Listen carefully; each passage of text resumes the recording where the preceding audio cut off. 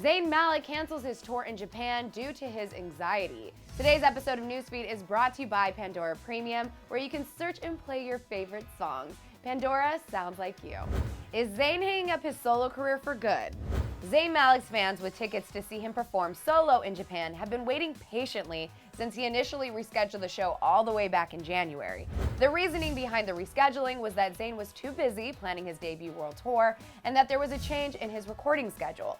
But now, 6 months later, his shows have been canceled altogether, and according to an insider, the real reason behind the cancellation is due to his ongoing battle with anxiety.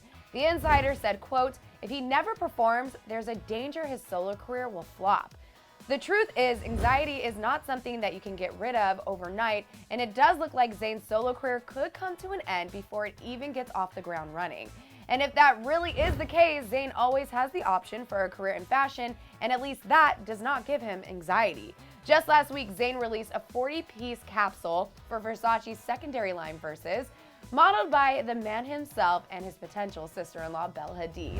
Malik told Vogue that he doesn't want to be labeled as a one-time musician turned designer either. He always has had a strong love for fashion and has worked hard to bring his two passions together, saying, quote, "Fashion came hand in hand with music for me. I have always loved the style of iconic British punk musicians because they were so anti-culture and it felt like a real statement." And in case you guys were freaking out at the thought of Zayn quitting music altogether, he reassured his fans that his love for music is just as strong as his love for fashion. He said, "I love being creative. I love working in the studio making music, painting the walls, and designing clothes. I just want to do what I love and make sure my fans are a part of the journey.